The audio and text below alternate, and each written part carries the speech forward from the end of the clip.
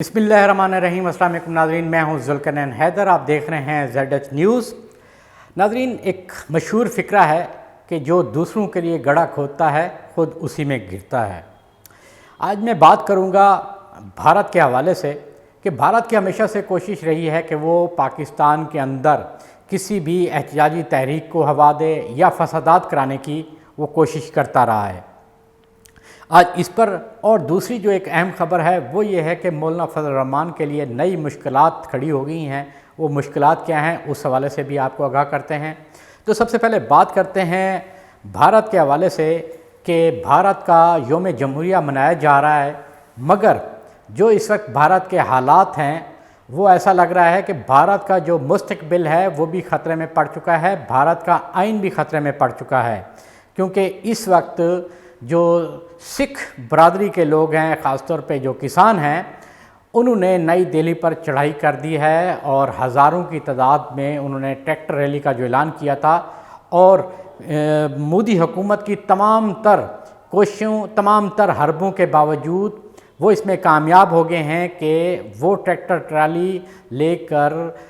नई दिल्ली में घुस चुके हैं। कई रास्ते जो हैं वो बंद किए गए थे, मगर तमाम की तमाम जो रुकावटें हैं वो उन्होंने हटा दी। कंटेनर लगाए गए थे, ब्लॉक्स लगाए गए थे, कई और तरीके से रास्ते बंद किए गए थे, मगर वो तमाम के तमाम रास्ते जो हैं वो उन्होंने खुलवा कर आखिरकार जो उनका टारगेट था कि वो लाल किला जो है वहाँ तक उन्होंने पहुँचना है, वहाँ तक पहुँच चुके हैं। और जो बड़ी डेवलपमेंट ये है कि 72वां यौम जमहूरिया भारत मना रहा है और लाल किले की फसील पर जहाँ पे भारत का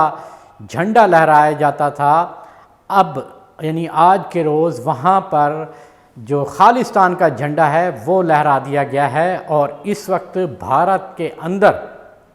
वो बीजेपी जमात हो और दीगर जमातें हों, सब की सब परेशान हैं कि ये हुआ क्या है कि ऐसा लग रहा है कि जैसे भारत के हाथ से उनका अपना मुल्क निकलता जा रहा है। किसानों की जो तहरीक है उसमें शदीद किस्म की जिद्दत भी नज़र आ रही है, गम गुस्सा भी नज़र आ रहा है। और उनका ये कहना है कि हम पुरअमन एहतजाज जारी रखेंगे और किसी किस्म का हुकूमत का कोई मौका नहीं देंगे कि वो अमन व अमान ख़राब करने के लिए इल्ज़ामात हम पर लगाएं। मगर जब ये रैली शुरू हुई तो जो मुकर्ररा वक्त था वो 12 बजे का था, मगर किसानों ने ये फ़ैसला किया कि वो अलल सुबह जो है रवाना होंगे और 6:30 बजे से ही जो ट्रैक्टर रैली है वो जाना शुरू हो गई। उसका नतीजा ये निकला कि जो पुलिस की तमाम तर हरबे थे, जो उन्होंने अपनी प्लानिंग कर रखी थी, वो धरी की धरी रह गई और किसान जो हैं लाल किले तक पहुंचने में कामयाब हो गए। वहाँ जब पहुँचे हैं तो हज़ारों की तादाद में जो ट्रैक्टर हैं इस वक्त वहाँ पर मौजूद हैं और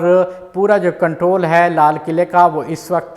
किसानों के हाथ में है। किसानों का ये कहना है कि जब तक हुकूमत हमारे मुतालबा तस्लीम नहीं करती वो यहाँ से वापस नहीं जाएंगे। जो पुलिस कमिश्नर है नई दिल्ली के, उनकी जानिब से बार बार रिक्वेस्ट भी की जा रही है कि जी किसान वापस चले जाएं, मगर किसानों की जानिब से ये कहा गया है कि जब तक उनके मुतालबात नहीं माने जाते, जो नए ज़री कवानीन नाफिज किए थे मोदी हुकूमत ने, और फिर किसानों को ये मैसेज नहीं मिला था कि मोदी हुकूमत ने ये अटल फ़ैसला किया है कि वो फ़ैसला वापस नहीं लेंगे, जिसके बाद किसानों ने ये फ़ैसला किया था कि अब जो है वो अपनी तहरीक को आगे बढ़ाएंगे। इस वक्त वहाँ पे घुमसान की सूरत हाल जो पैदा हो चुकी है। कई जगहों पर सुई गैस, जो आंसू गैस है, उनका इस्तेमाल, लाठीचार्ज का इस्तेमाल हो रहा है। और अभी तक की इतलात के मुताबिक एक किसान जो है उसकी हलाकत की भी सरकारी सतह पे तस्दीक की जा रही है कि जबकि पुलिस का भी वहाँ का कहना है कि कई पुलिस एहलकार ज़ख्मी भी हैं। मगर अभी जो है ख़बरें जो है वो कोशिश की जा रही हैं कि ज़्यादा से ज़्यादा बाहर ना निकलें कि भारत के अंदर हो क्या रहा है। मगर कुछ आज़ाद ज़राए ये भी बताते हैं कि जो भारत की सूरत हाल है वो इंतहाई ख़राब हो चुकी है। ऐसा लगता है कि जो नई दिल्ली है वो हुक्मरानों के हाथ से निकलता जा रहा है और जहाँ जहाँ भी नज़र दौड़ाएं तो वहाँ पर जो किसान हैं वो नज़र आते हैं। ख़ास तौर पे पंजाब की हम बात करें, वहाँ के किसान हैं, मगरबी उत्तर प्रदेश की बात करें, वहाँ के किसान हैं। इसी तरह और कई रियासतें हैं जहाँ के किसान आए हुए हैं اور کیونکہ اس سے پہلے جب احتجاج چل رہا تھا تو اب تک جو اطلاعات تھیں کہ 5 جو سکھ بزرگ تھے وہ خودکشی بھی کر چکے ہیں، اور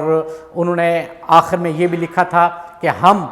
خودکشی اس لیے کر رہے ہیں کہ یہ کالے قوانین ہیں، اور یہ بھی ساتھ ساتھ کہا تھا کہ میں اور تو کچھ نہیں کر سکتا مگر یہ احتجاجاً میں خودکشی کر رہا ہوں۔ تو بھارت کی جو صورتحال ہے وہ انتہائی خراب ہو چکی ہے۔ وہ پاکستان کے لیے یہ سوچتا تھا کہ پاکستان میں ایسے حالات خراب کیے جائیں، مگر اللہ کی کرنی کچھ اور منظور ہوئی، اور خود بھارت کے اندر جو حالات ہیں وہ انتہائی خراب ہو چکے ہیں۔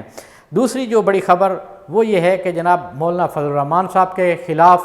پی ٹی آئی نے الیکشن کمیشن میں درخواست دائر کی ہے، اور وہی الزام لگایا ہے فارن فنڈنگ کا۔ کیوں اس الزام میں اس لیے تقویت ہے کہ خود جو جے یو آئی کے حافظ حسین احمد ہیں، انہوں نے ایک ٹی وی پروگرام میں بھی کہا تھا کہ فضل الرحمان نے لیبیا اور عراق سے فنڈنگ لی ہے۔ تو فارن فنڈنگ کا کیس پہلے ہی چل رہا ہے، اس پر بھی درخواست دائر کی گئی ہے کہ جے یو آئی کے خلاف بھی فارن فنڈنگ کی تحقیقات کی جائیں کہ انہوں نے فنڈ کہاں سے لیے، کس مقصد کے لیے استعمال کیے۔ الیکشن کمیشن نے فارن فنڈنگ کیس میں ایک جو پیش رفت کی ہے وہ یہ ہے کہ 28 جنوری کو پیپلز پارٹی اور نون لیگ کو بھی طلب کر لیا ہے کہ وہ آئیں اور بیان دیں کہ انہوں نے جو باہر سے فنڈ لیے ہیں کس مد میں لیے تھے، کس سے لیے تھے۔ جو مختلف باتیں چل رہی ہیں، کوئی کہہ رہا ہے جی اسرائیل سے لیے ہیں، کوئی کسی ملک کا نام لے رہا ہے، کوئی کسی ملک کا نام لے رہا ہے۔ تو اب الیکشن کمیشن نے بھی یہ فیصلہ کیا ہے کہ فوری طور پہ اس کیس کو منطقی انجام تک پہنچایا جائے۔ خود وزیر اعظم عمران خان جو ہیں وہ کہہ چکے ہیں کہ جی اس کیس کا جلدی فیصلہ ہونا چاہیے۔ تو اب الیکشن کمیشن نے بھی یہی فیصلہ کیا ہے کہ فوری طور پہ اس کیس کو آگے بڑھایا جائے، اس لیے دونوں پارٹیوں کو بھی بلایا گیا ہے کہ وہ آ کے اپنا جواب جمع کرائیں، اور مولانا فضل الرحمان کے اگر درخواست کو اس کے ساتھ کلب کر دیا جاتا ہے تو پھر یہ اور بھی بڑا کیس ہو جائے گا۔ ان کو بھی بلایا جائے گا کہ وہ بھی بیان دیں، جواب دیں کہ انہوں نے لیبیا سے، عراق سے یا کسی اور ملک سے جو ان کے اوپر الزامات ہیں ان کی بھی ڈیٹیل دیں، کیونکہ اب جو ہے جو پارٹی کے اکاؤنٹس ہیں ان کے حوالے سے election commission state bank of Pakistan کو بھی لکھے گا کہ جے یو آئی کے جو پارٹی اکاؤنٹ ہیں ان کے حوالے سے بھی ڈیٹیل دی جائے، دیگر اداروں کو بھی لکھا جائے گا۔ اس کے ساتھ ساتھ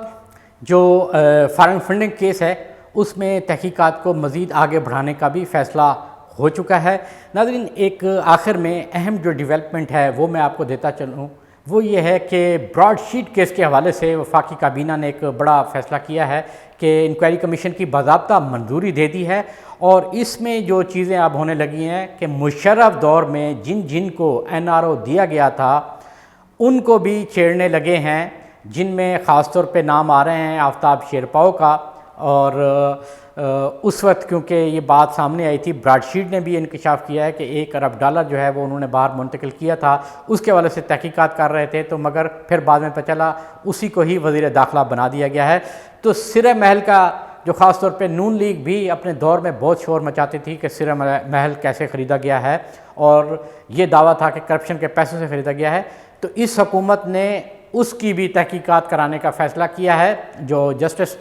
ریٹائرڈ عظمت سعید ملک ہیں ان کی سربراہی میں ایک کمیشن جو ہے وہ بنایا گیا ہے۔ اب ان کو یہ بھی مینڈیٹ دیا جانے لگا ہے کہ وہ ان کیسز کو بھی وہ کرے۔